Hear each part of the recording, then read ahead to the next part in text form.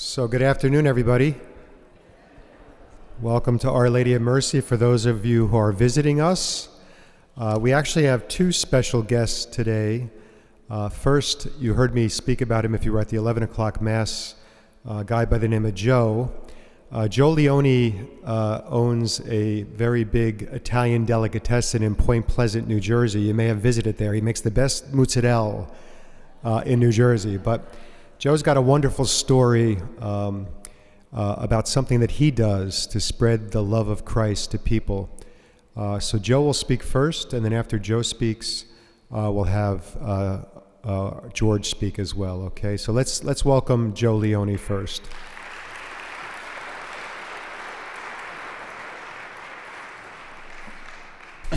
Hello, good afternoon. Thank you so much, Father. I was very humbled by Father's homily. I came up here and my friend said to me, come up, you have to hear what Father has to say about family. And I would like to just share a little bit. I basically discerned about being a deacon years ago. And I had came across a person that really means a lot to me. His name is Mike Manhart. He is a wonderful man. He feeds homeless people 7 days a week in Los Angeles. And I was walking down the street, and I do bread consulting.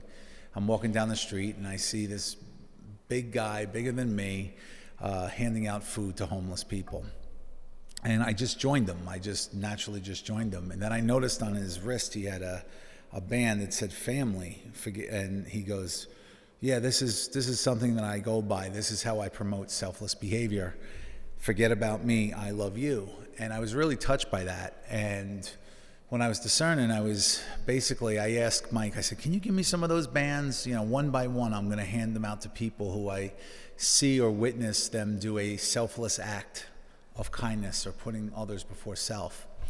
And then that just rolled into me going to schools and going to police departments, fire departments, going to into jails and speaking to prisoners about trying to live more on the selfless side. And one of the things that is really rewarding to me is speaking in like public schools to teams, to to even people who really are not believers. Unfortunately, they're not believers into really anything. And I really believe that this message, this very humble message, is a message of Christ. That he basically told us that, put others before self. And there's atheists that wear these. So I brought a bunch when I heard that Father Vincent was going to talk about this. So I brought some wristbands. I'm sorry, they're from a football academy that I speak at. These are the ones that I've actually just grabbed this morning. But I always wear it on my wrist to be a reminder of... And we have uniforms, and people. I go to hospitals, and they have family on the side and whatnot. But it's more a visual thing to kind to resonate this amazing mantra that I have come across. And I actually said no to the diaconate because I really feel that I'm able to touch a lot of people, not just Christians. Just like I said, to people who don't really have some kind of a guidance through God. But we are all God's people. So people really resonate to this message to try to transfer, like every person. So like if one person out of this church walks out of here, but I know some very selfless people that are here, if one person heard this message either from Father Vincent's homily or from me just having a couple minutes to talk about it, I would say I did my job. But I continue to do as many people as I possibly can. If one person just walks out and just change their life a little bit and start thinking reflection. And, there's sometimes as, I'm a human that, I'll look at my arm and be like, you know what, that's a very selfish move by me by putting myself first. One of the things I could say is, to add on to the homily, I'm sorry if those of you, I know that it's online. Father said it's online if you wanted to see his homily. The word love, love is like a very confusing word. And we put that word love in family well, it's always been there, but we actually put that name of forget about me, I love you, is because we all love something. And sometimes love gets very confusing, and sometimes there's a lot of hurt with love. People that you love disappoint you. But then also people with love also give you so much fire in your belly. I mean, the love that Jesus showed us was just an amazing act of selfless love.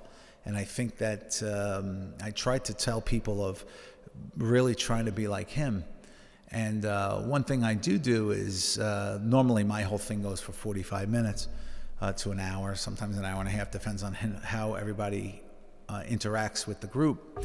We always say, identify someone or say someone who is very selfish in your life that you're stuck with or that you see every day. It might be somebody that you work with or someone that's in your family or someone that is a former friend. And think about how much hurt that person has given you through their acts of selfish behavior. And then flip it around in your heart, and then your heart opens up and you say, wow, I have such a very selfless person in my life. I want to emulate what that person is, even if they're gone, to be like a loved one that might have been passed away of love, of selfless love. And, we are at a time, and I'm sure the whole life has been this way, and even in Jesus' time, where people would fill themselves with material, or they would fill themselves with mocking someone or bullying someone, or even doing what they did to Jesus, of what they got out of humiliating him, especially this time of year, reflecting back on Easter, and just getting that feeling of goodness, but it really isn't a good feeling. At that moment when someone bullies someone, or when somebody gets something that somebody else don't have, sometimes we don't look at it as a blessing. We look at it as it gets like a little fire. But I invite everyone to take that fire that you would have if you have selfish moments in your life, if you have these feelings of being selfish, and actually reversing it to selfless. And you walk away and you feel good by doing something. One of the things that Mike does out in California that's just amazing is he always says, don't just hand them a sandwich. Don't just hand them a bag. Sit down, ask their name, introduce yourself as a person. Those little acts of, it doesn't cost any money to do that. It doesn't put a burden on your family to do something like that. It just fills your heart, and that's what really fills my heart. And it fills my heart that people like Father Vincent has recognized the work that I do. I guess for right now in my life, I call this my ministry, and I wish I could spread this word to as many people as possible. So please help yourself to some bands. They're out there in the room. If you wanted to maybe take one for you, or take one for someone that has been very, very selfless in your life, and you maybe want to just have like this conversation about this wonderful mantra that I was very, very blessed to be given to be an ambassador for. And I want to wish everyone a good Lent season, which is a very good time to reflect. A lot of times, you hear people during Lent, oh, I'm giving up chocolate, I'm giving up alcohol, I'm giving up bread, I'm giving up. But are you really giving it up, or are you benefiting yourself by giving up bread? We all know, I'm a baker. Unfortunately, I'm telling if people give up bread, that affects me a lot. But we know carbohydrates are bad, or we know sugar and candy's bad. But do you really reflect and say, okay, I don't eat meat on Friday. Do I really, what I spent on meat, do I actually go and buy lobster or fish? Or do I sit there and say what I would be buying lobster, fish, and all high-end things, and do I humble myself to a bowl of soup and maybe eat that soup? And then you take that money and say, yeah, Friday nights we normally go out for steak or whatever you might do. Do you take that money and go and give it to Catholic charities? Do you go and pack a lunch with that money and see a homeless place? I mean, there's plenty of homeless people or people that are in need. And do you pull over your car and you hand somebody food? Those are the things those are the selfless acts that I like to to advise, or to my brothers and sisters in Christ, or to people that I meet, even if they're not believing in Christ, of just be a good person and put others before self. So I thank you very much. We've got a great speaker coming up, and I thank you for allowing me to speak, and I thank you very much for Father Vincent for recognizing this this message that really, really means a lot to me, and I hope I walk away here and it means something to you. Thank you.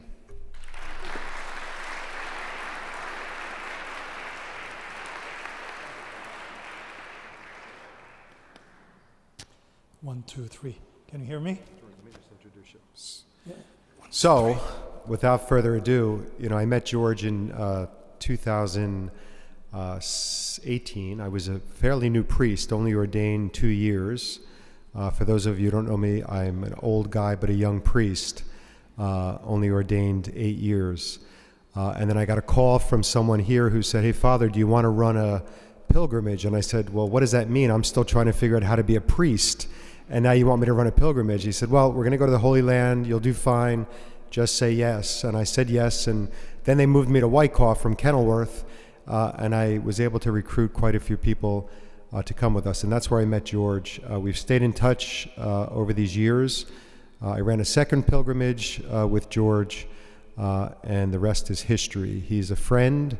He's a brother. He's a wonderful man, scripture scholar, wonderful tour guide, but really so much more than that. So we're so happy to be able to share George with all of you, especially those who don't know him. So without further ado, I introduce George to you.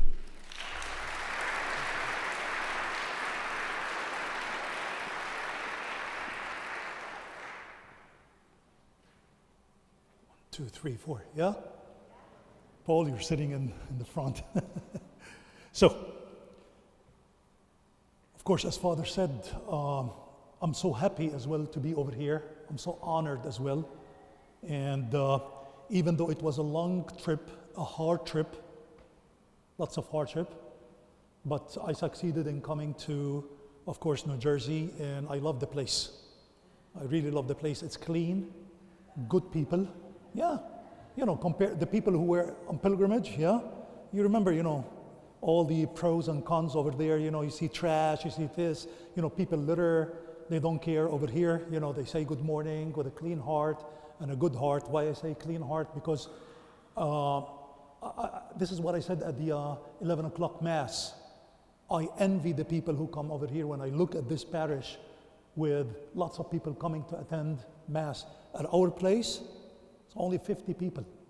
You know what I mean? At the place where everything started. It doesn't make sense. Yeah, it doesn't make sense. And here, you have everything. You literally live in heaven. I'm not kidding. Okay? And you have everything. And us, that's a place where everything started. It's lots of garbage, lots of animosity, lots of hatred, lots of killing, lots of bloodshed. For what? For what? No one knows why. Because the Israelis say that this is their land. It was given to them by God. And the Palestinians that are mostly Muslim, of course we have lots of Christians who are Palestinians. Jesus was a Palestinian Jew. Okay? He was a Palestinian Jew because Israel started in 1948.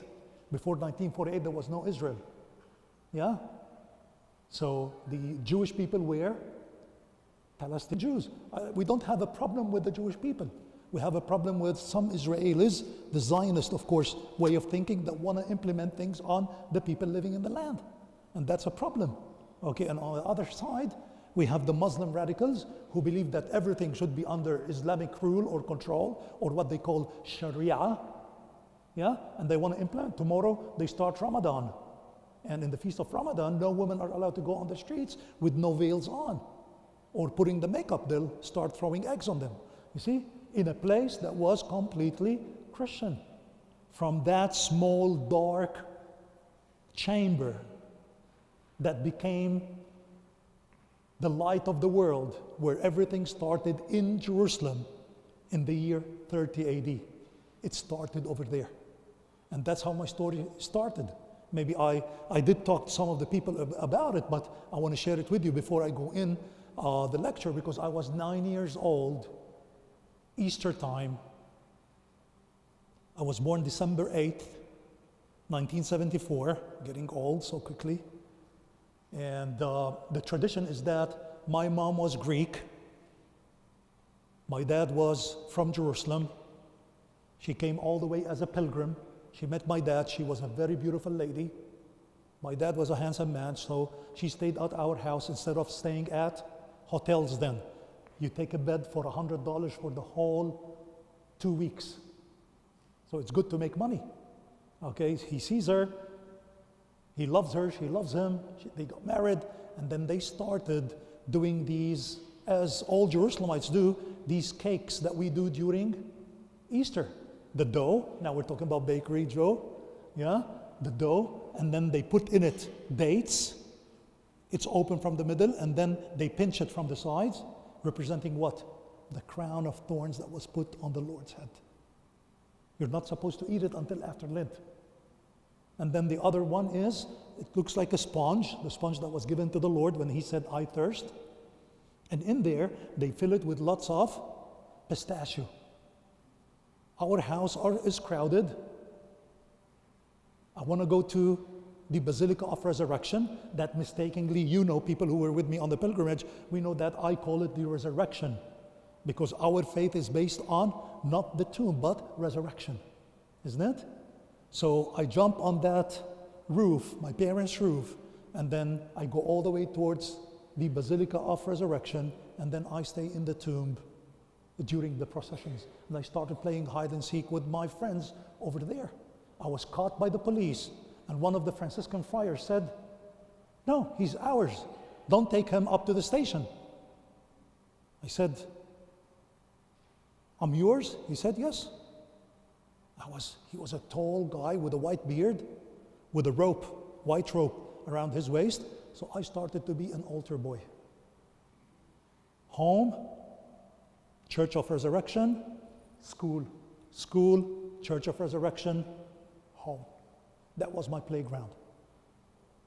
Even the tombs that are next to the tomb, I didn't know that they were tombs. I was a little boy. And then, because I went to the Christian Brothers School, they taught us good English. That's why I speak good English. Yeah, and I speak it on the streets as well, even though this is the second time for me in the States, because in August I was in Texas, yeah, before the war, and now I'm here. And then the thing is that I started hearing that priest bringing lots of people wearing suits with ties and explaining about things above the ground, under the ground. I would go with him. I would say, what? What's happening? I've been living over here and I know nothing. So I started looking up things over there, and the priest used to teach me. And that's how I became a tour guide, to make the story short, because my dad wanted me to go to hotel management. Yeah, because he was the head of the Intercontinental. But then the moment he passed away, I quit school, hotel management, and then I went towards history, archaeology, theology, and I became a tour guide, of course, and I led most of you into where? The fifth gospel. The fifth gospel. Everyone knows that we have Mark, Matthew, Luke, and John. And St. Jerome says the fifth gospel is not Israel. It's not Palestine. We're not into politics. We don't need these homes that they are fighting for, or the land that they are fighting for and spreading or shedding the blood.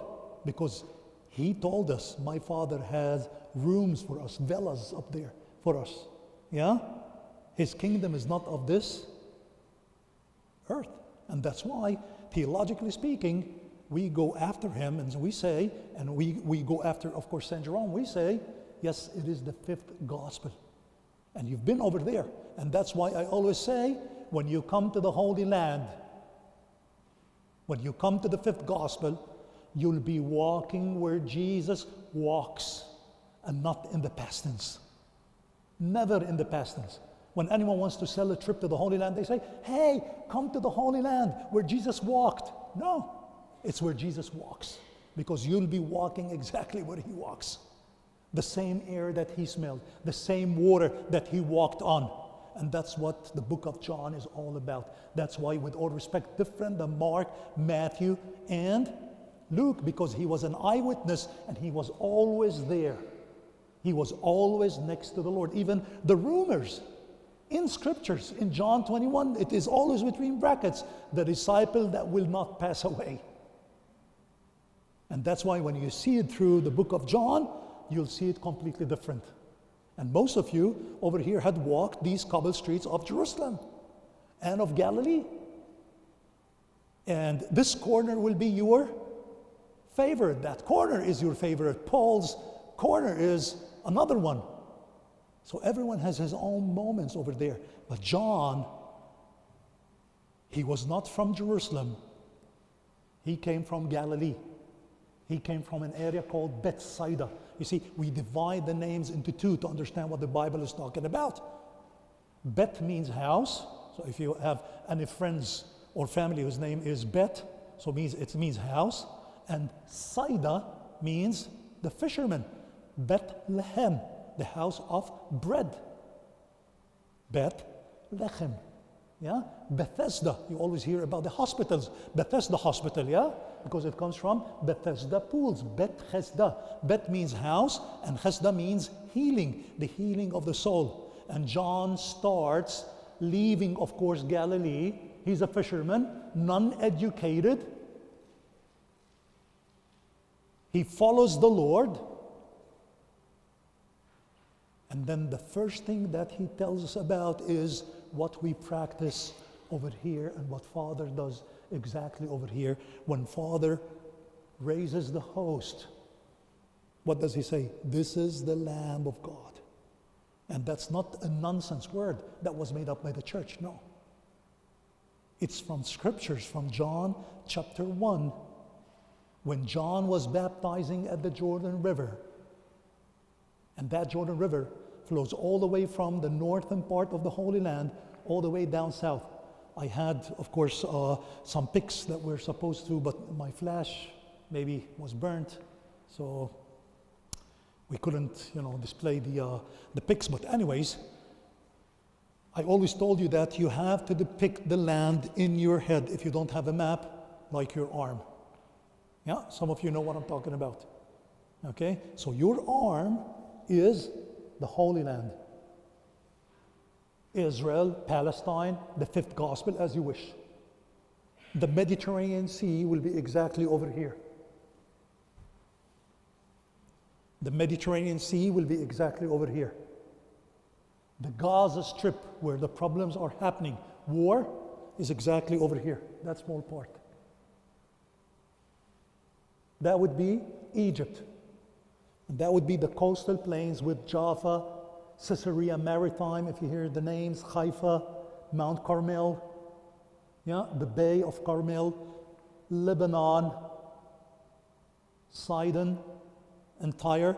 And that would be the Golan Heights, where Peter, in Matthew 16, verse 13 up till 16, says to the Lord, "You are the Messiah, the Son of God." So the Jordan River flows all the way from the Syrian land, 7,000 feet above sea level. It goes from there. It goes into 600 feet below sea level. It goes in the Sea of Galilee. Some of the books that we read, or you read, says the Jordan River exits the Sea of Galilee from this side. No, it does not exit. It's born again from the lower part of the Sea of Galilee. And that word, born again, is a very important word in the church. You know why? Because the church gives us everything. It's like the Sea of Galilee. The Sea of Galilee is a giver. It gets lots of water, but it gives lots of water. And that's why it's a living water. Because when you give, you live. If you don't give, you're dead. And that explains why when it's born again, the Jordan River is born again, it goes to the lowest spot on earth. You all know it, even though if you're not there. It's the Dead Sea. And why is it the Dead Sea? Because it's dead. It receives water, but it doesn't give. It doesn't have an outlet. Yeah? Just try to imagine that you're bringing everything that you need into your house and you're not taking it out to your friends or to your family. Yeah? What do you want to do with it? Dead. And that's what death about. So down here, where the Dead Sea is where John the Baptist was baptizing. And all at once, that handsome man comes towards him, and then John is pointing at him and he says, that's the Lamb of God, the one who will carry the sins away. So John in chapter 1 talks about what? Water. The Word became flesh. Yes? And then he talks about water, because the Jordan River is water. And water is one of the most important sacraments for us and for the Jewish people, by the way. You know, Cataldo and Father and Dolores took me a little bit to New York. And you know that in New York, they have lots of Jewish people living over there. And so if they want to sell a house or an apartment, they would say a house for sale, or a Jewish house for sale, or a house for sale with a mikveh. What's a mikveh? It's a ritual bath. So you know that the owner is a Jew. And that ritual bath is, or filled with water, to cleanse the person from his sins. Yeah? Between brackets, because it'll wash what is dirty and not inside. But at baptism, it is something different. You start a new life after baptism. Even you're allowed to change your name. That's why we say your baptismal name. Okay? So the thing is that John stresses on that water, because John knows that this is something very important, because the audience of John are who? The Jewish people. He's trying to convince them that this is the one that scriptures are talking about. Open your eyes. Don't be like what Isaiah is saying. They have eyes they cannot see, ears they cannot hear. So if you go to John chapter 2, that's one of the most important and beautiful, of course, chapters in John, when his mom and his disciples go to a wedding. And the people who were with me on the tour, we went to Cana of Galilee. Yes? It is so shameful to run out of wine. If you invite people to a wedding and then you're out of wine, wow, what a problem. And these guys in Cana they were not lucky. They were blessed to have Jesus over there. When his mom ordered him to change waters into, no. Someone remembers what I used to say? Into excellent wine. And that's what John is so precise about. He didn't want to do it, but his mom made him do it. And that's why we say in the East, where everything started, if you listen to your mom, you'll be happy. Yeah, and I used to listen to my mom, because always I figured out that scene is that Mary is standing over here, Jesus standing somewhere in the middle over here, and then the servants over here, and she says to him, they ran out of wine. And he says to her, it is not my time yet. Woman, that's why, with all respect, some of our evangelicals, brothers and sisters, they say, Jesus calls his mom a woman. What? But they do not know the Greek language. With all respect, the problem with the English translation. Yeah? Nowadays we have so many English translations as we have so many denominations. Anyone can come and say, I'm starting a congregation. Yeah? You have more than 6,000 denominations over here, maybe in the States. And that's a problem. Without this, without the priest, without the church, you cannot. Because that was written way 2,000 years ago, before even the start of the Protestants and the evangelicals. I'm saying this bluntly because I know what I'm saying, because it's not me, because it's written in scriptures. Yeah? And that's a very important thing. So the thing is that the word in Greek is, I'm repeating myself, it's not my time yet. He's telling her, instead of woman, Kyrie. What? Kyrie? When you hear it in Greek, it means my lady. So he's given her, he's lifting her, in front of everyone. And that lady is mentioned in Old Testament and in New Testament, because the whole Bible consists of a triangle. The first, of course, if you don't have these three triangles, you don't have If you don't have these three angles, you don't have the triangle. The first one is Genesis chapter 3, salvation is from a woman. Who's that woman? Mary. And then John chapter 2, changing waters into wine. That woman that orders the Lord to change waters into excellent wine is Mary. And then Revelation 12, the beast taking the woman, or the beast who wanted to take the woman away with a child. Who's that woman? Mary. And that's why every time I have a Baptist group or a Protestant group in Jerusalem or in the Holy Land, we go into the Church of the Annunciation and they want to play, Mary, did you know? And I smile, and the pastor comes and says, why are you smiling? I said, because Mary knew. Yeah, she knew. And that explains why she was not at the tomb during resurrection. She was waiting because she knew. And that's why if I have a problem with this gentleman and we cannot solve the problem, he would go to my mother and tell her, please, my lady, talk to your son. Interfere. Your intercession is so important. So she comes to me, she says, what's your name, sir? Bob. So she says to me, Bob, talk to me. Respect him, forget about the issue. Okay, Bob, my mom talked to me. Yeah, and this is how it goes. I would never touch you, I would never harm you, and that's how it goes. If he wants to reach me, and he cannot, because all of the obstacles, because Satan, because my friends are telling me, no, harm him, harm him, harm him. He goes to my mom, and she makes my heart pure towards Bob. And that's how we need Our Lady. Yeah? The intercession of Mary. So in John chapter 2, John talks about what? Water. So John chapter 1, it's water.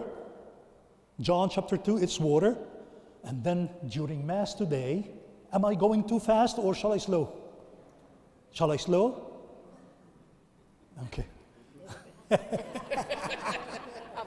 Okay. So, yalla, yalla. So in John chapter 3, today's Mass, when Father talked his homily, he talked about Nicodemus as well. And that Nicodemus was a rich man. How do we know? Because we go into searching about the origins of that man. He was a Jewish man from Galilee, lots of money.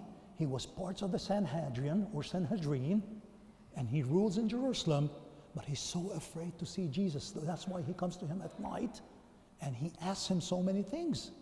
And the Lord talks to him about being born again. That's water. And we see Nicodemus later on when they brought the Lord down from the cross. He did a very important thing that I'll talk about at the end of the talk. So, water at the Jordan River, water at Cana of Galilee, water with Nicodemus, and then all at once we see Jesus going into Samaria. He's not allowed to be in Samaria. The Samaritans and the Jewish people were rivals. They used to kill each other. They used to wear robes, the Samaritans did, with human bones. They would take them and go all the way up to Jerusalem, throw them on the altar. They defiled the altar. The Jews had to clean the temple from zero all the way up. You know, it's lots of work. They were always fighting because the Samaritans thought that they were the Jewish people, the real Jewish people. The Jewish people said no. And until nowadays, they are fighting. We have some Samaritans living in Israel. They have these special need kids because they're not allowed to intermarriage with other faiths. So going to Samaria, if I give a Jewish boy that book of John, and that Jewish boy is 13 years old, bar mitzvah, he's adult enough to choose between good and bad, he'll understand exactly what John is talking about. But then he'll say, what?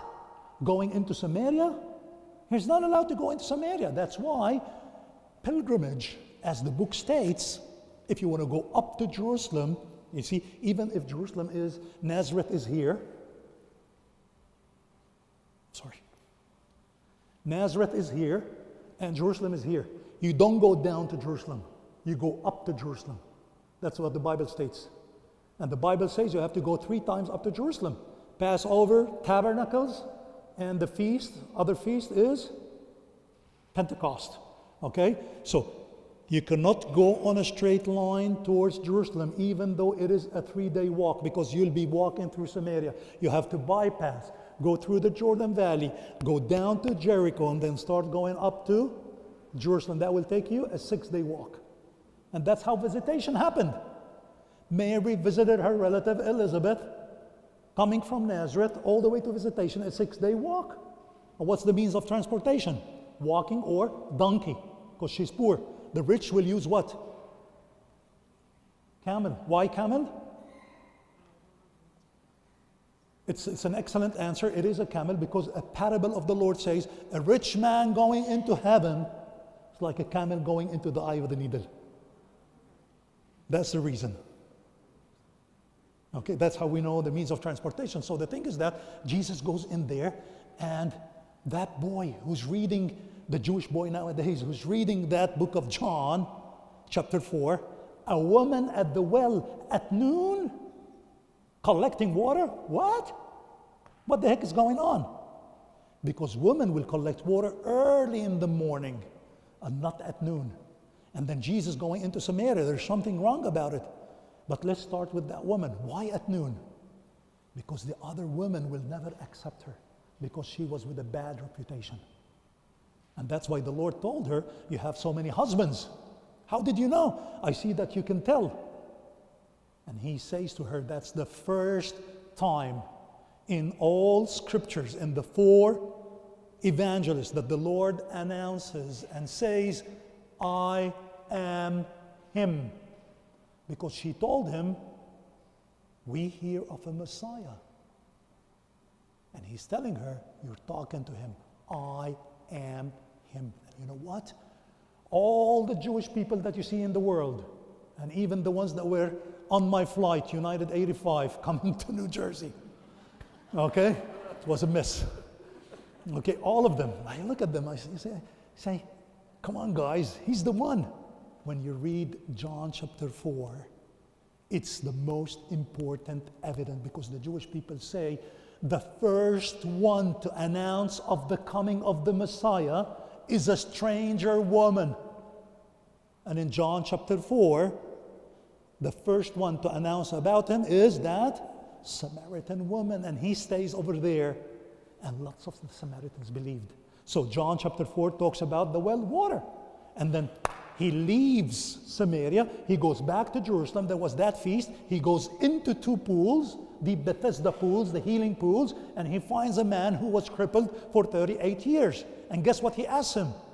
Hey man, do you want to be healed? What do you think the answer would be? Of course, because they believed that there was an angel who used to come down and move the water. And that man was waiting for someone to pick him up and drop him in the water, but Jesus didn't do that. He didn't use the water. What did he tell him? Pick up your mat and walk. Picking up his mat after 38 years. The Jews were lost in the desert for 38 years. It's not 40 years. That's what the book of Deuteronomy chapter 2 says. They were lost mentally, spiritually, and physically. And that man at the Bethesda pools was lost mentally, spiritually, and physically. And then with a single word. You see, I've did lots of bad things in my life. I'm a big sinner. But once there was a shooting. It was 1988 at the Jaffa Gate. And most of you were with me. We passed through the Jaffa Gate. I was standing with 2 men over there. I was a young boy. A Jew was standing at the gate. And then a man comes, steps off the car. I saw him stepping off the car. And then something moved me from the shoulder, pulled me all the way into a small alley. The Jew and the 2 Arabs were killed by the shooting. I understood that someone moved me. Who's that someone? I really don't know. But now, I know. Now I know. I know that miracles happen. Okay, I know that with a single word, he can change everything. I was moved exactly like that crippled man who was moved from the pools, and he was healed. And he goes to the temple, and the Jewish people meet him at the temple. Who did that to you? Well, the man that healed me told me to pick up my mat and walk. Because, for the Jewish people, you're not allowed to hold your mat and walk on a Sabbath.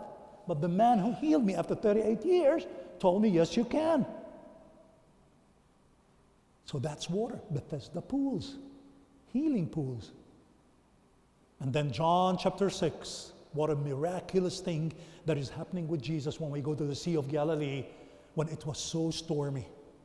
A lake, fresh water, 13 miles times 8 miles.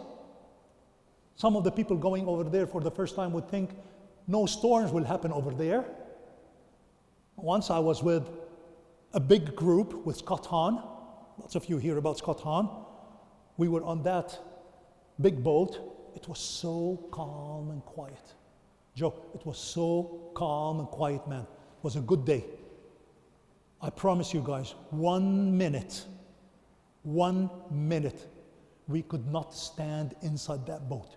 It was a rough sea that the priest said, let's go back to the shore. It's like our lives. We think it's calm, it's beautiful, it's silent, everything is good. And then a storm could occur. It's the same with Peter. Because when the Lord was sleeping, they woke him up and then he calmed the wind. And then he walks on water. You want to walk on water? Come with me, Peter. He walks on water. He's focusing on Jesus. He's not drowning. The moment he's distracted, he stopped focusing on Jesus. He started what? Drowning. It's like us. The boat is the church. It's not because I'm Catholic I'm saying that. I grew up in an Orthodox house, a Greek Orthodox house, because my mom was Greek. She converted into Catholicism and I followed her. And every time I go to church and I see that altar and I see what Father is doing over here, my head takes me all the way to the Temple Mount in Jerusalem because I lived over there. I know that the Catholic Church is the only church in the world that continues what was happening 2,000 years ago until nowadays. Because up at the temple in Jerusalem, let's say that this is the temple and these are the outer courtyards. I'm following Mary and Joseph for presentation. They come all the way from Beth. Where's south over here? I think that's east. Yes? I think so. Okay, anyways, let's think that this is south. But Mary and Joseph are bringing the child. They see the prophet Simeon, yes? And then they go the court of men, and they go to the court of women, where the prophetess Anna, they presented him. And then there are 15 stairs that will take me all the way up to a huge gate, carved on it. Grapes, that's why the Lord in John 15 says, I'm the vineyard and you are the branches. I push that gate, and then I'm standing in front of the shewbread table. And in front of that shewbread table is the altar of the sacrifice. And what's on the altar of the sacrifice? Listen, the Jewish people used to bring these sacrifices every day, that the priest will do the sacrifice on that altar. Father is doing the sacrifice on this altar, yes? Not only this. When they did the sacrifices over here, there was a canal that ran all the way from the Temple Mount, all the way into the valley of Gehenna. Gehenna, does it ring a bell? Gehenna, hell. Okay? And then at the end of the day, before closing down the temple, the place over here stinks. You need to clean it. How do you clean it? You bring water, and the water will clean that blood inside that water canal or channel, and then it'll go all the way down into hell from the right-hand side of the altar. So when the Lord dies, bread, yes? What does Father do? He breaks the bread. When he brings it together, it looks like a heart, okay? And then you have wine. He uses wine, yes? And he uses water. Wine symbolizes what? Blood. When the Lord dies on the cross, he was pierced from the right-hand side. The blood and water as a sign of death came down from here. Yes, it ran all the way down. And then Jesus goes down into hell. He conquers hell, and then he's raised up to heaven. So the same practices that were practiced at the temple in Jerusalem is still practiced until nowadays on this altar. And the Lord says in John chapter 6, I am the bread of life. And then we jump to chapter 7 where he says, if you come to me, you will never thirst. I am the water. So John chapter 1, water at the Jordan River. John chapter 2, Cana, water. John chapter 3, Nicodemus, water, born again. John chapter 4, with the Samaritan woman at the well, water. John chapter 5, Bethesda pools, water. John chapter 6, he walks on water. John chapter 7, he stretches his arms, he says, I am the living water. And then John chapter 8, he's at the steps of the temple early in the morning. And these stairs or steps are all marble. So when you come to it early in the morning, that marble will be covered with a thin layer of dew. Okay, like the windows of the cars. You know, the kids when they do, and then they, yes? With a marble, it's there. So he's standing there, he's waiting for the temple doors to be open, and the Jews come to him, they bring a woman, they push that woman towards the Lord.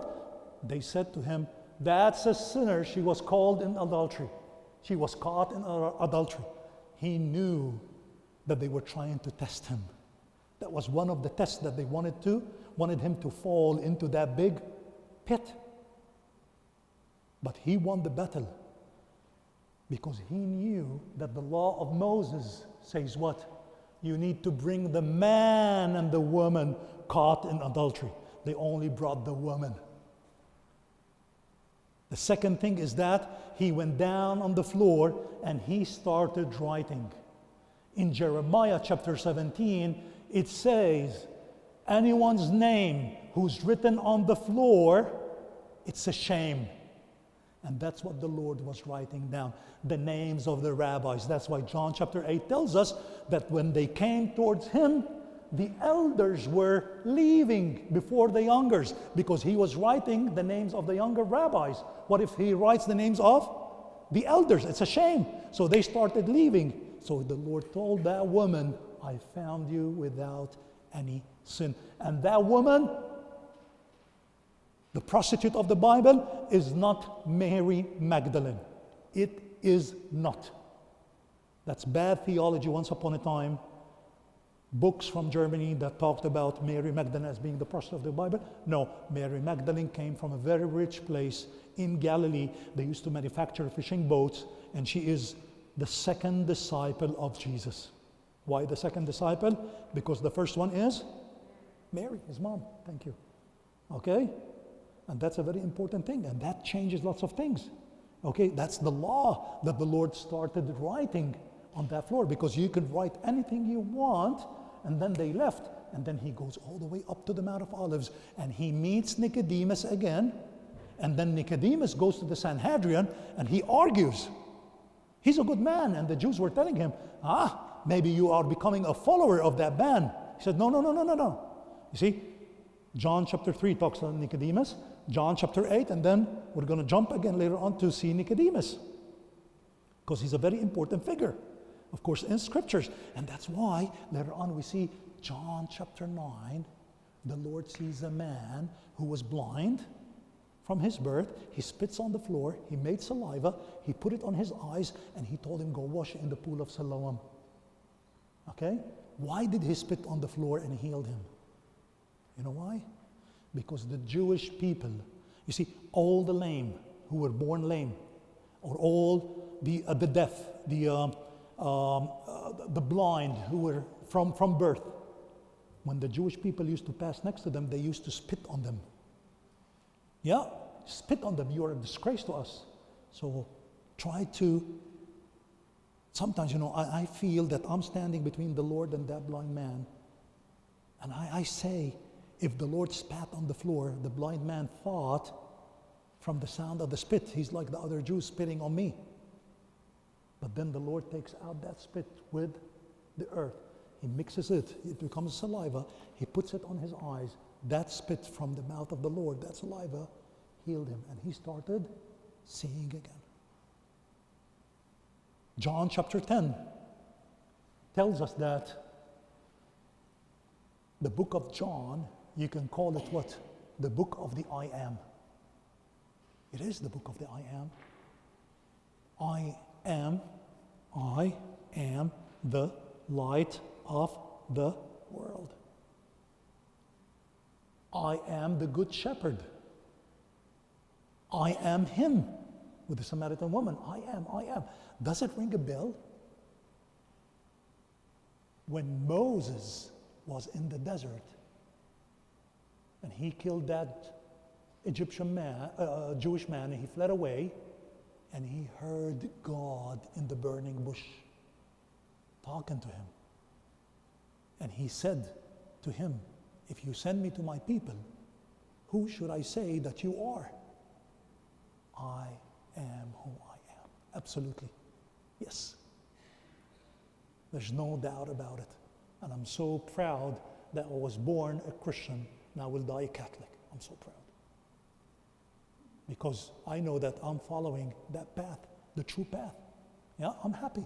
Because as the Lord promised us, after that troublesome world that we will face, because we'll be persecuted, and happy are those who are persecuted for my name. And we are persecuted in Jerusalem and Bethlehem, everywhere. But I'm happy. Of course, I left 2 daughters at home. I'm afraid for them.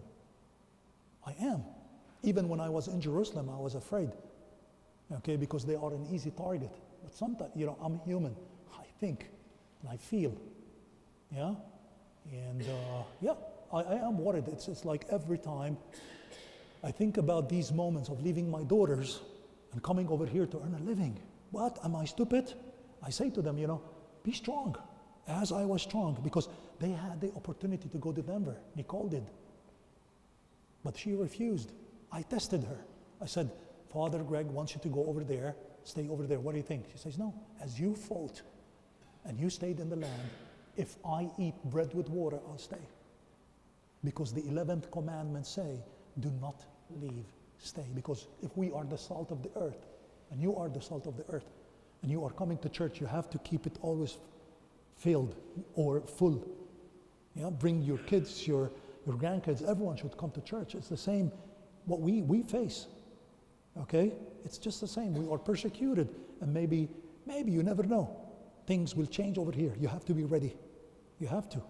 And that's why the Lord in John, the revelation of John chapter 15, verse 16 onwards, he says, blessed is he who keeps his garments on. Blessed is he who is ready.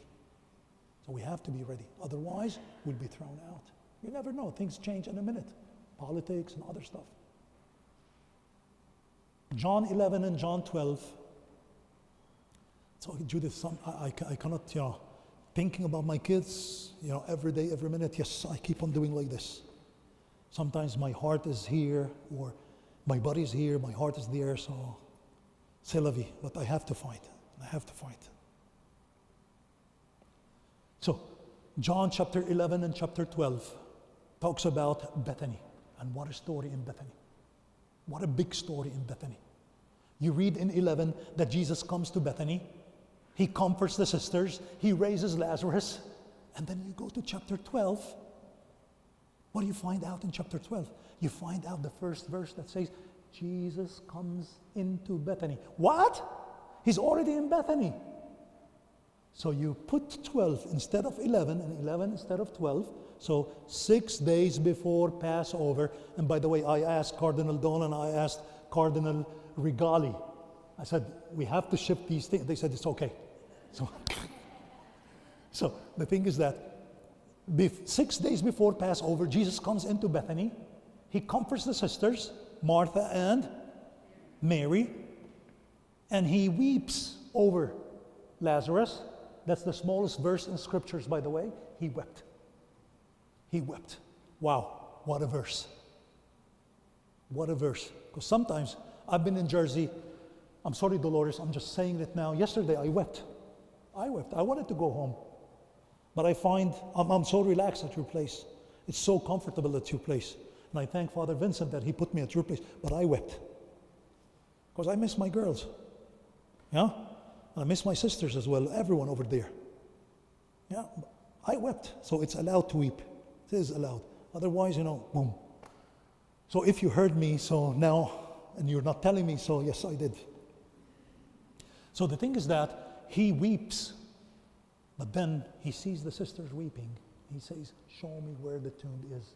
But Lord, it's been 4 days. He stinks in there.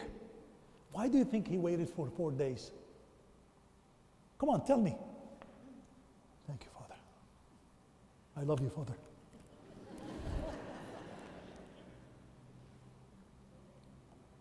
Anyone knows why for 4 days? Because usually when people die, for the Jewish way of thinking, it takes 4 days for a man or a woman to die. The soul will go out on the end of the 3rd day, beginning of the 4th day, and then it'll go up to God. So he wanted to tell the others and show the others, yes, he is dead, and I raised him. Because you remember Luke 7:11? The widow at Nain, they were walking with the coffin, and then he raises that boy. The Jews didn't accept it. They said, that boy is acting, he's sleeping. And then he raises Jairus' daughter, who was 12 years old. They said she was in coma. And now, you think that I didn't do it? For 4 days, his body was stink in there, and he raises him from the dead. 4 days. And that's a very important thing, that the Jews, from that time on, they wanted to kill him. You know why? Because one of the signs that he is God and Lord, he can raise. No one through the course of history has ever raised anyone from the dead. But him. Even when you talk to the Muslims, they say it's only God who can raise someone from the dead. What about Jesus? They cannot answer. They say God gave him the permission. Why didn't he give Muhammad the permission to do that? Yeah? Why didn't he? They say, of course, with all respect, I'm just talking about, things in general, what we have debates in Jerusalem and the surroundings. They say Muhammad got that revelation from God. We say, how do you know? They say Gabriel appeared to him. But when Gabriel appeared to Mary, he says, Mary, do not be afraid. When Gabriel appeared to Daniel in the lion's den, he says, Daniel, don't be afraid. But to Muhammad, when he appeared to Muhammad, he took him by the neck. That Muhammad said, I felt I want to die. So is it the same spirit? No. Okay? So the thing is that I'm going to jump all the way towards 13, 14, 15, and 16, and 17 of John, when the Lord washes the feet of his disciples. I was talking to John outside and talking to him about the Last Supper setting. And some of you who were with me the last time, we talked about it. We always see the Lord sitting in the middle and the disciples next to him. This is wrong. That's Leonardo da Vinci, of course, way of thinking from the 15th century. It was a U-shaped table, like the wooden one that is outside with the guys. Jesus sat on the head of the table. The right-hand side, John the Beloved, sat next to him. To the left, the seat of honor was given to Judas Iscariot, absolutely. The seat of honor was given to Judas Iscariot. And on the opposite side was Peter. That was the servant's seat. And next to the Lord was the boss seat. So Peter should have sat over here, because in Matthew 16, the Lord tells him, you are the rock, and on this rock I will build my church. So you always figure out that Peter will be seated next to the Lord to the right. But the Lord showed him that if you want to be a Lord, you have to be a servant. The least shall be first. Okay, so he made the servant, the youngest, who's John, sit next to him, and he made the rock sit in the servant's seat. And he made Peter serve the food to the disciples. And then Peter was signaling towards John when the Lord was talking about the betrayal. Who's going to betray him? Of course it's Judas Iscariot. And then the legs were stretched all the way to the outside, Why is that? It makes it easy for the Lord to wash the feet. Okay, so washing the feet was not sitting down. It was exactly, sitting on the floor, stretching the legs outside. There were 4 cups on the table at that night. And these 4 cups is a Jewish tradition. It's a complete Jewish tradition. Lil HaSeder. Seder meal. What do you call it in English? That is still practiced until nowadays. And the 5th cup was filled to the brim with wine. And that 5th cup is never touched. It's called the cup of Elijah. It waits for Elijah to come back. Because when does the Christ come? For the Jewish people, Christ will come when Elijah comes back. Yes, and on Mount Tabor, Transfiguration, Elijah was up there. He came, but the Jews did not believe.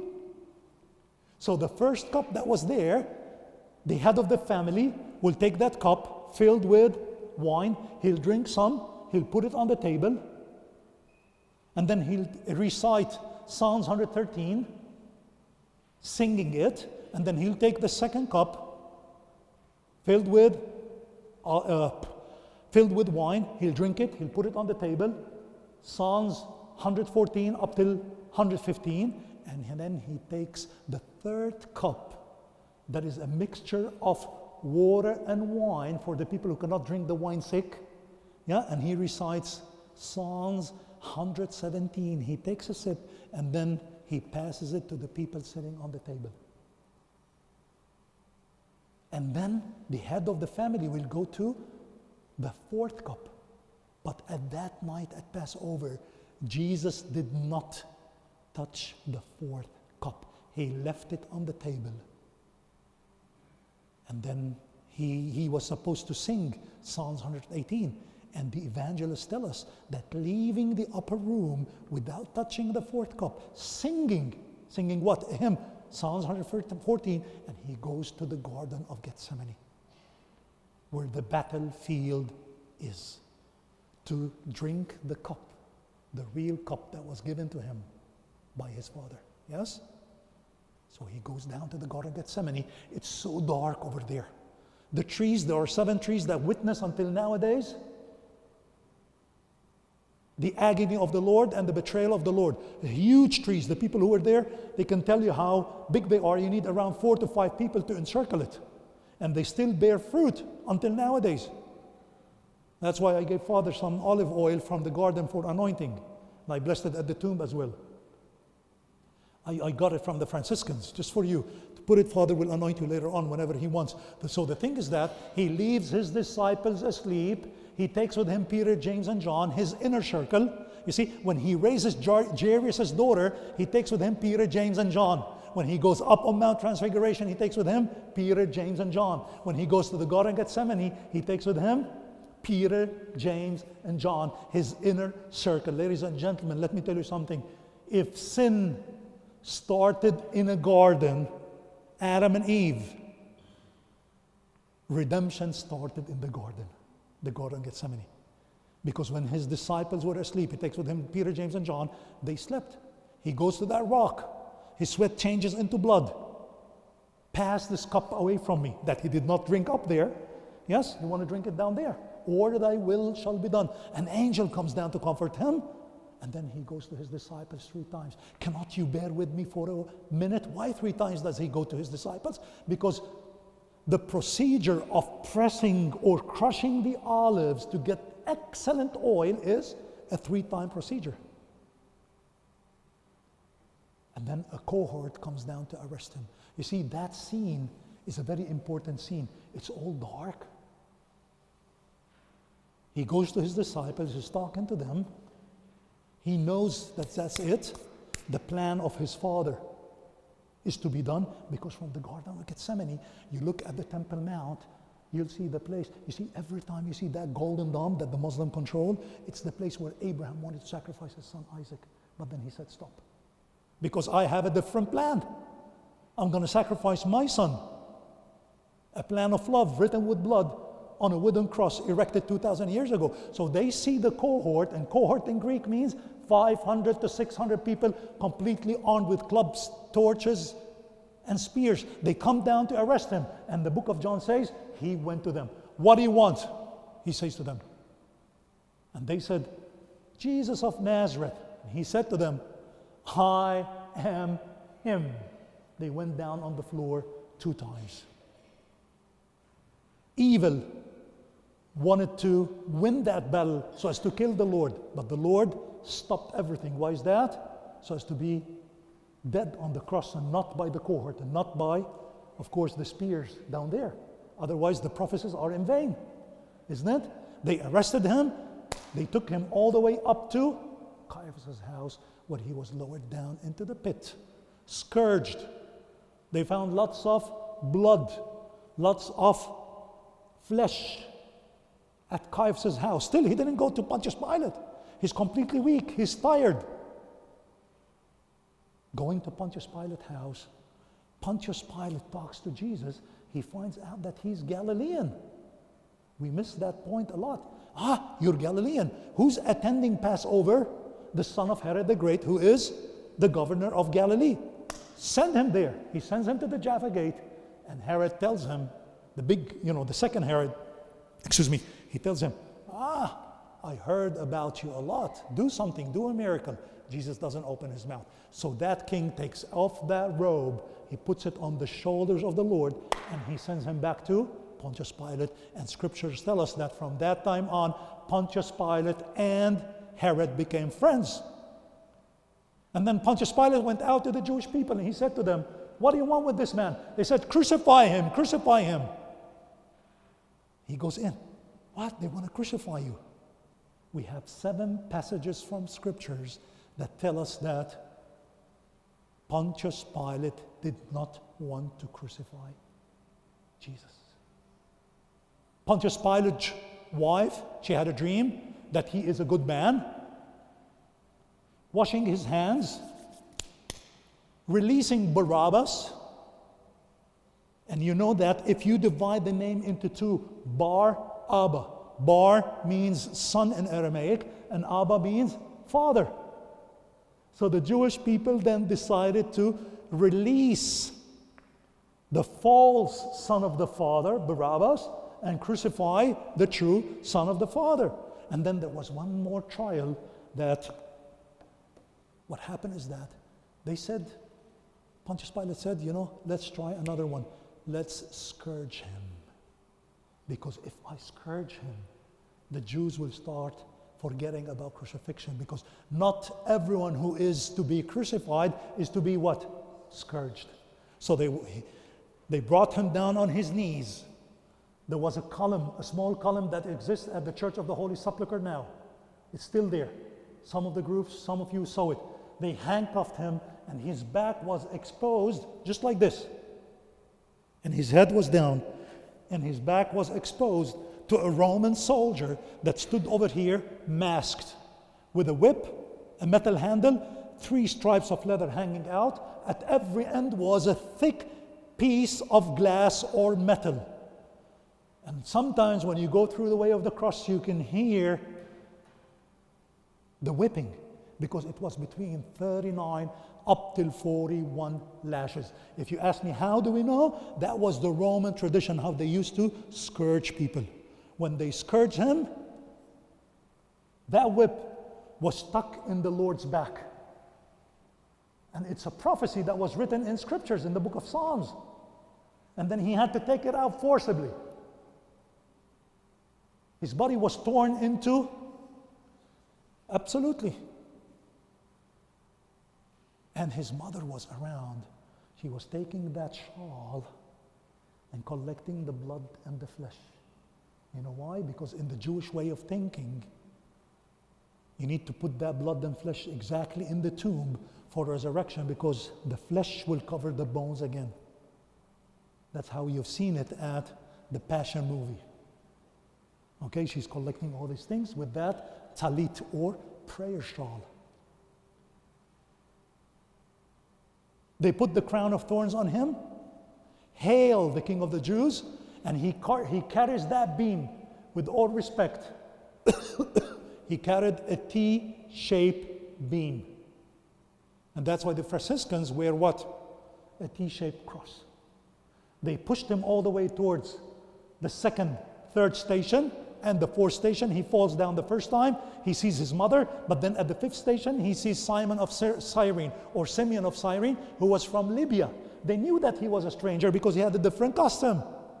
They pushed him towards Jesus, and he carries the beam instead of Jesus. And this guy, Simeon of Cyrene, was in Rome preaching Christendom before Paul did. Because when Paul went there, the book of Romans tells us he found a secret family, followers of Jesus. Where? In Rome. We were not called Christians until Acts chapter 11, guys. We were called the followers of the way in Acts chapter 9, and everyone wanted to kill us and persecute us. And then we went to Antioch. We were called Christians the first time. And our symbol was the fish. And then it became what? The cross. We lived underground. We were accused of being cannibals, like what Justin Martyr says. The Romans were passing by. We were celebrating, of course, eating the bread and the flesh of God. And they said, they're eating the flesh of the Lord. Take them, let's persecute them. Lots of things happen against us. And then the Lord goes all the way up to the sixth station, where he meets a wonderful woman who wiped his face, and his face was printed on that piece of cloth. We know her name? Veronica. But that's not her name. No. We don't know her name. We know of a woman, ma'am, who came from Caesarea Philippi or Caesarea Philippi. She follows the Lord all the way to Capernaum. She had a blood issue for 12 years. She touches the hem of his tassels, and she was healed. She follows him all the way up to Jerusalem. She wipes his face. His face was imprinted on that piece of cloth. We call it in Greek, Vera icon, the true image. You bring it together, it became Veronica. And that's how we give her the name, Veronica. He goes up to the seventh station. He falls down the second time. Eighth station, he talks to the women of Jerusalem, and the women were weeping. But then, ninth station, he falls the third time. But then, 10th station, that other section of the trip starts. Look, he comes down from the upper room. He's completely tired, no food. The last Paschal meal. He goes down to the Garden of Gethsemane. He's so weak. He's arrested. He's being lowered down into the pit at Caiaphas' house. He's taken all the way towards Pontius Pilate, from Pontius Pilate to Herod, from Herod back to Pontius Pilate, and then he's whipped, he's carried the beam, he's completely tired, and then at Calvary, that's it. They push him down on the floor, on the beam, the T-shaped beam. And then they brought these big nails. In 1972, they found two bones in Jerusalem, one of an arm and one of an ankle. And these, you can surf the Google, you can see them at the Israeli Museum with big nails in it. We know for sure that Jesus was not crucified from here because there's no part in the palm that could hold the body when he's on the cross. There's a bone over here. So a nail was in here, a nail was in here, and then at his feet, the beam was on the floor. Try to imagine, with ropes, after he's crucified, with ropes, they brought that cross, and then they made it go all the way, they pulled it, it came all the way up vertically, and then they made it fall into that hole that you touched when we went up on Calvary. You put your arm in there, yes? And that cross went down into that hole, the body was moving. And the joints were breaking. This is more painful than crucifixion. His head was lying just like this because there's no piece to lean his head on. And what did they do? They put a piece of wood under his body that he might put his way on that piece of stone, because if there's a piece of wood, if there's no piece of wood under his feet, the lungs will go down, he'll suffer from suffocation. So they wanted him to endure more and more, and then Pontius Pilate decided to do what? This is the King of the Jews. Write a sign on the cross, and that's how it became a cross. Because it was a T-shape, they added that small part with a sign. This is the King of the Jews, so it became what? A cross. A big earthquake happens. In 2010, I had a group from California. They were all surgeons and doctors. They were good people, really, really good people. But we went to the Church of the Holy Sepulchre. They were saying, come on, who can prove these kind of things? An earthquake, this, that, who can prove it? We went into the Church of the Holy Sepulchre, or the Basilica of Resurrection. They put their arm in the hole, and then they've seen the crack that went all the way below the cross. They say, still, that crack could be a new one, or we don't know. And I told them, Jewish archaeologists, not Christian archaeologists, Jewish archaeologists tell us that that is a crack from an earthquake that happened in the year 2000. The blood of the Lord goes down the cross, it goes into that crack, and then it wipes away the original sin where Adam was buried. They said, still. I waited until we went out of the church, and I said to them, we have to search something very important. They say, what? I said, in the 2,000 years ago, there was a priest in Egypt, the same time that Jesus was on earth, in the year 30. And that priest's name was Antonius. And he stands somewhere next to the pyramids in Egypt. And he stretches his arms. And he says to the sun, why did you fade away? Why did you go away? It's still early in the morning. Solar eclipse. And then he writes about, my body is shaking and the land is shaking and the people are running away because of the wrath of the gods. So at least we have an evidence from Egypt, that is the Middle East, from the year 30, that yes, there was an earthquake and a solar eclipse in Jerusalem when our Lord dies on the cross. He was brought down from the cross. Our friend that Father Vincent talked about, Nicodemus, brings lots of perfume, what is equivalent to 100 pounds of excellent and expensive perfume. They brought the Lord down from the cross. They wrapped him with shrouds and they entered him into the tomb. 2 days passed, 3 days passed. The woman came to the tomb. One of them was Mary Magdalene. She goes into the tomb and the angel tells her, why do you seek the living amongst the dead? She doesn't believe her eyes. What does she do? She runs all the way to the upper room. We've been to the upper room.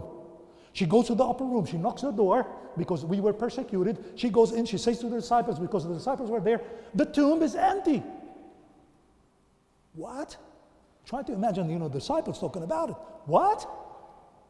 The account of women was so weak.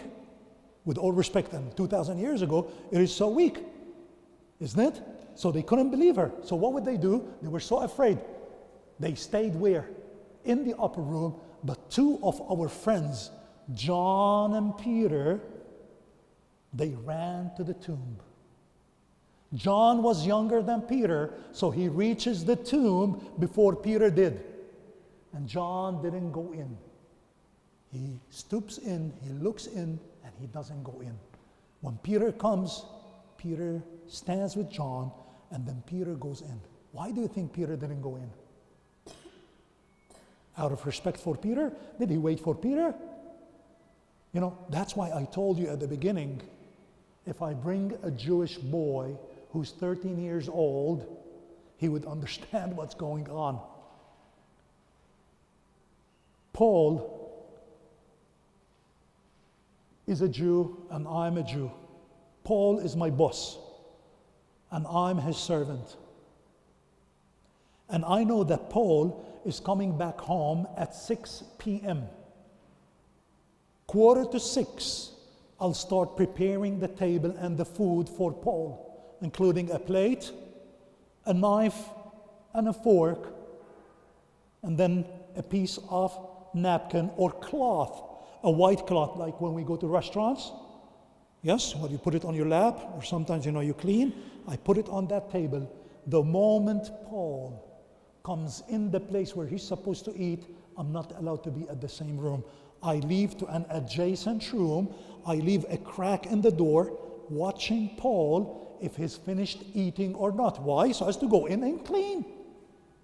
Paul is eating, and then he takes that piece of napkin and he cleans his mouth, he wrinkles it, and then he throws it on the plate. Paul leaves the room. I am allowed to go in and clean. But if Paul is eating and for a certain reason he leaves the place and he does not touch that piece of cloth, it's a sign from Paul to me that he is coming back. And that's what John saw. A clean piece of cloth that was 3 days ago filled with blood. It was so clean in there. So he sees it from the opening of the tomb, and he's coming back. So John and Peter go all the way back to the upper room. They do not shut that door. They close that door. And he appears there between them. And let me tell you something, guys. The story of the death of the Lord is not a story. It's not his story. It is facts. And after 2,000 years, we still celebrate that thing that happened in Jerusalem. Until nowadays, we remember it. And we have to remember it because every time we take the Eucharist, when Father does it on that altar, he doesn't say it's an option. When you read it in Greek, it's a must. Do this to remember me. It's the verb do. It's not an option. And where it all started with the death of our Lord. It sprang all the way, all over the world. And here we are in New Jersey, in that very beautiful, of course, church. And again, Father Vincent, thank you for allowing me to talk over here. Thank you, guys.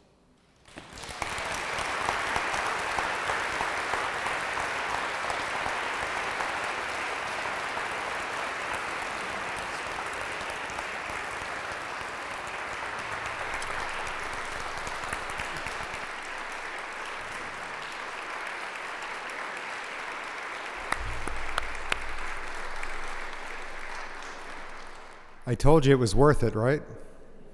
You know, I've been to the Holy Land 4 times, the last 2 times with George, and I will tell you, and I said this on the trips, in 10 days with George 2 times, I learned more from him than I did, with all due respect to my formators in the seminary, than I did in 6 years in the seminary. I mean, he's that wonderful. So we thank George. He's going to be leaving tomorrow morning early for Alabama, and then he goes to Texas, and then he goes to Colorado, and then he goes back home to the Holy Land. So we keep George and his family and all those who are suffering in our prayers. And thank you to Joe Leone, for being with us too. Joe, stand up for a second. Joe's a wonderful guy.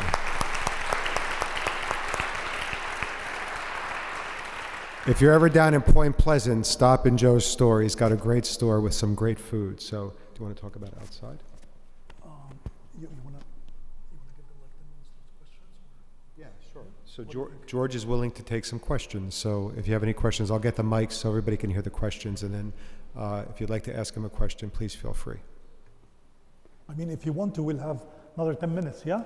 Q&A. Yes? Just a second.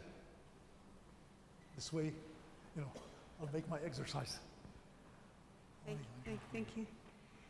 My question is, was Mary Magdalene the one who anointed Jesus before his crucifixion?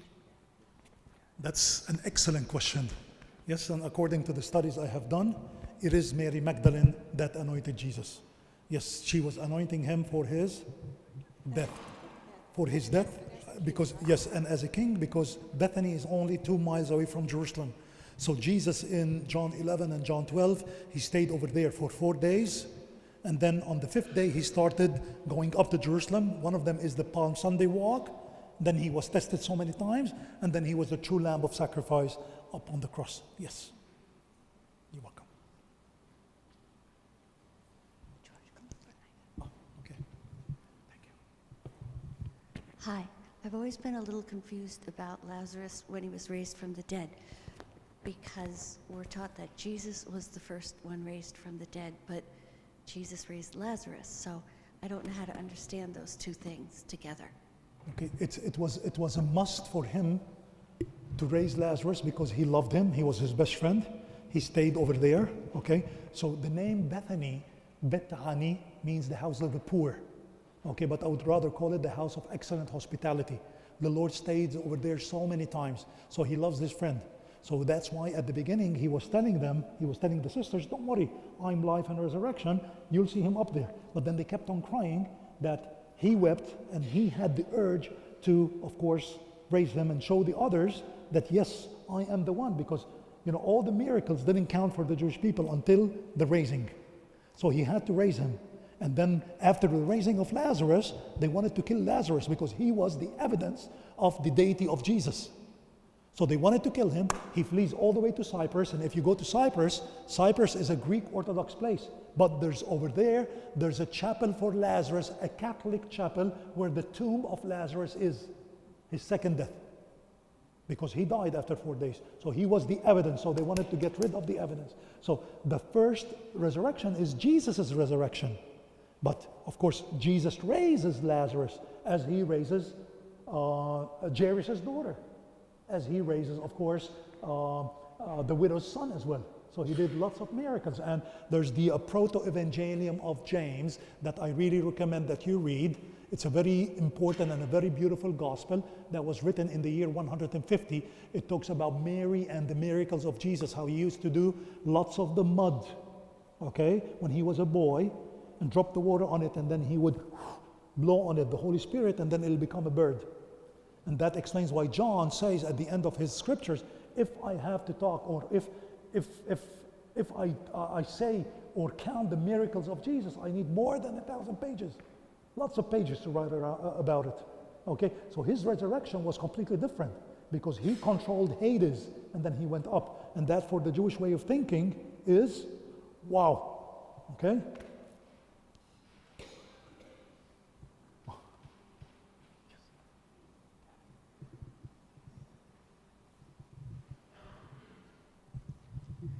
George, I just wanted to know, did Jesus have two disciples named James? No, his brother was named James, and then one disciple called James, but his brother from Joseph, because the church's tradition says that Joseph was a widower. Okay, he had sons from the first marriage, then Mary was betrothed to him, so Mary comes to him. Okay, and then that's why some of the evangelicals play on that stream that your brothers and sisters are waiting for you outside. So what? Paul is my brother. We ate together. We break the bread, so I can call him brother. Okay, and then some of the people say, okay, what does it mean when it says that Joseph knew not Mary until she gave birth to Jesus? Okay, the word until does not exist in Greek. It does not confirm or affirm the past or the future. So yeah, James the apostle. Okay, and then James, the brother of the Lord. Okay. He's buried in Jerusalem. He was pushed down the pinnacle of the temple. He didn't die, so they cut his head. Now he is at the Armenian cathedral at the Jaffa Gate in Jerusalem. It was the year 41 AD, more or less. Yes, ma'am. Retranslated, because it was translated into, translated into Greek, I guess, but when this man retranslated from the Aramaic, and he found that a lot of the translations, as you were saying, were wrong. And he said that in the Our Father, there's a lot of things about the Our Father, but he said that lead us not into temptation is not the true translation, that it should be lead us in temptation. I believe we stick with the church is better, because there's so many people who are claiming lots of things. The Bible was written in Greek, and the church, the Catholic Church that uses the version, it's the closest to the Greek language that we have. There's no evidence that it was written in Aramaic until now. No papers or no books were found that it was written in Aramaic. Greek, yeah, forget it, because lots of people have lots of these theories. Yeah. Hi, Josh. The book of Revelation talks about the two witnesses. And those two witnesses that will be killed, and then after some days they will rise, causing some kind of commotion by the killers. Sometimes I think, what did Pilate do when Jesus rose from the dead? Did he run away? Or was there some kind of, did John the Baptist and Jesus fulfill that book of Revelation? Because I think that Revelation goes beyond, even before the time of Christ. Some people are still waiting for the fulfillment. So can you help us to understand that important part? Okay, thank you for this question. There are two prophets who did not pass away. Elijah, who was taken up to heaven, and Enoch. Okay? Enoch, he was walking with God, he was taken up to heaven. There's no word for rapture. No word for rapture in scriptures. It is a made up thing. Honestly, forgive me, it's an American made up thing. I'm not kidding, by the Protestants. Rapture does not exist in scriptures. He was walking with God, he was taken up to heaven. Mary did not die, Assumption of Mary, taken up to heaven as well. Okay, so the two witnesses at the end of days are, who will witness for the Lord, Elijah and Enoch. And during my studies, we know of the documents of Pontius Pilate that date to the 2nd century AD that says that his wife converted into Christendom after finding that the tomb was empty.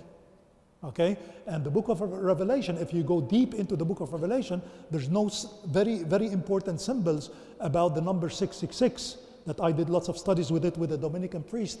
His name was Jerome Murphy O'Connor, may his soul rest in peace, and it makes sense. I cannot discuss it over here, you need an hour to discuss it or more, but the thing is that it talks a lot about the true Ark of the Covenant. Let me tell you something very quickly. The Ark of the Covenant is lost. The Jewish people are still looking for it. The first temple, the Temple of Solomon, they had the Ark of the Covenant. What's inside the Ark of the Covenant? The tablets, the manna, the food, and the staff of Aaron. Everything is missing. You know why? Because the Word of God, the Word became flesh and is dwelling amongst us. Jesus, the manna, the bread, I am the bread of life. What about the staff of Aaron? The Lord gave it to who? Peter. He's the rock. He continues, the Pope. Okay? So it's lost in the second temple when Jesus was on earth. There was no Ark of the Covenant inside the Holy of Holies. Okay? So the true Ark of the Covenant is Mary, who carries in her womb the true Word. And that's why in Book of Revelation 11 and 12, we see that John talks about the Ark of the Covenant in the feminine tense. And in chapter 12, he talks about Mary in the feminine tense, because he's meaning for his reader to understand that Mary is the Ark of the Covenant. Otherwise, he would change into masculine and feminine. Okay? So this for sure. Thank you. Bob. I can probably speak loud enough. Well, we all know George from the Holy Land. What I was wanting to know was, do we see a future where that's going to get back to normal, where we can come back again? And if so, I know Bethlehem is in Palestine, and I know what it was like for us to just travel into that. And how will that change? Do you see anything changing? Let me give you a summary of what we see, what happened, what we see in a short time. Okay, the Gaza Strip has a wall around it, and not only a wall, a security fence. Yeah, high tech. If a fly passes, the sirens will go off. Just a fly. How did these guys make it to Israel? Yeah, going into the kibbutzes and killing the people. Now, lots of the articles of the in the post, in the news in Israel say that everything was planned by Israel as well a year ago. Why? Because next to the Gaza Strip, exactly in the sea, there's a huge, big petroleum gas field, a huge one that the States wants a part, Israel wants a part, Qatar wants a part, but you have 2.5 million people over there. What do you do with them? You start something, and they thought that the problem will end in 2 weeks. It didn't end. Because under Gaza are big, big tunnels. like trucks, big trucks, drive into these tunnels. It's on the borders with Egypt. It didn't end. It's a mess. And the government did a very bad step down there. It's not conspiracy, but this is what the people are talking about. And not only the people, but ministers as well, and in the news as well. So the thing is that now they're trying to get lots of these people pushed down to the south and take them, live in the Sinai Peninsula, where the Jews were lost for 38 years. That's the property of Egypt. The moment they do it, it'll be cleaned up, and then they'll build that big island called the Gaza Island, with plenty of villas and ships and tourists and people, okay? That is the plan. It's all because of money. Now the thing is that the moment the war started, no one believed that thing.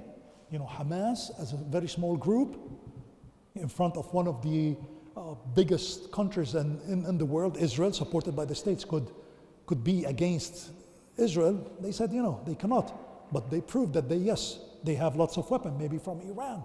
They were smuggled in from Iran. We're talking about lots of money. Now the thing is that when the war started, we were really like living in ghettos. That is to say, Jerusalem, ghettos, yes. Jerusalem, we're not allowed to go this place, you're not allowed to go that place. Lots of checkpoints, lots of people with guns on the streets. It was like ghost city. Bethlehem, the people of Bethlehem, they wanted to leave. They were stuck. Not only because of the Jewish people closing the checkpoints, because of the radical Muslims coming all the way from south and taking over. It became very, very, if I may say, dangerous. And that explains why these guys over here, the three guys, they're not from a shop.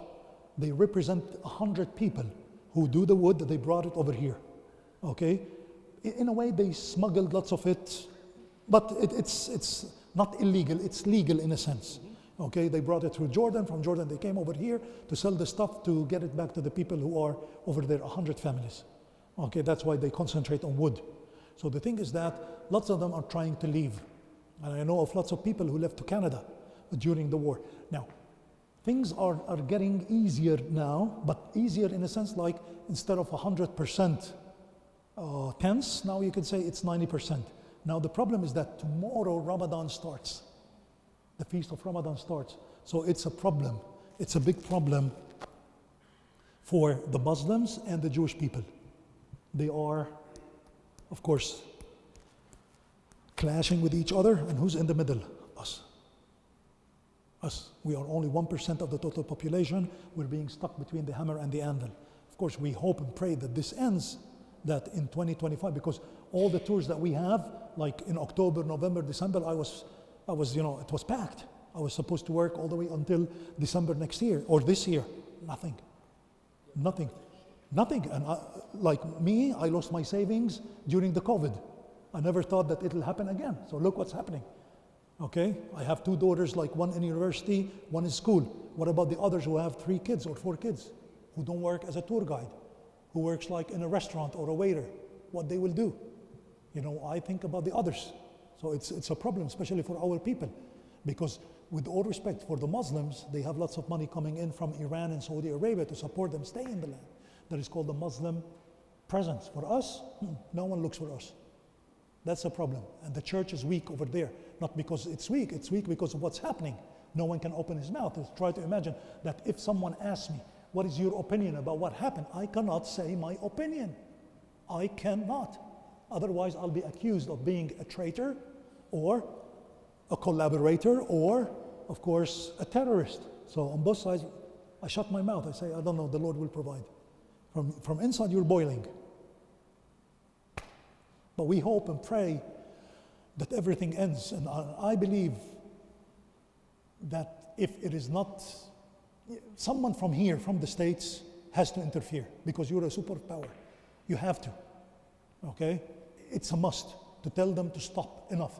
The two-state solution is the best for everyone because the Israelis depend on the Palestinians and the Palestinians depend on the Israelis. Both of them depend on each other. So what the heck is going on? Bloodshed for what? You know, but you need someone with courage, of course, to say stop. Like, with all respect, Biden's not doing anything. I'm sorry, I'm not into politics, but I'm telling you, he's not doing anything. You need someone firm to say stop. Otherwise, we won't give you money. We won't give you ammunition. We won't give you this. For the Hamas, stop, or we will attack. You know, there are boundaries. But they're letting them play with each other, attacking each other. And who's the victim?